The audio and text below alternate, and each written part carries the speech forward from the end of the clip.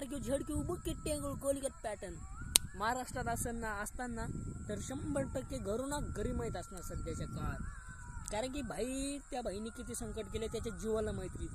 ज्यावेळेस आई बाप आजी त्याची आय आणि आजी संगत गेले, बाप वडील पण गेले, त्या 5 बहिणी सांभाळ केला, आत्याने सांभाळ केला. त्याला बिचाऱ्याला किती संकट त्यांनी सहन केलं माहीत नाही, त्याला जीवाला माहिती बरं का. त्यांनी टिकटॉकच्या काळात म्हणते खूप पैसा कमवला. खरंय, खोटं कोणी सांगणार नाही. परिस्थिती स्वतःची खोटी तमाशा कोणी मांडू शकणार नाही.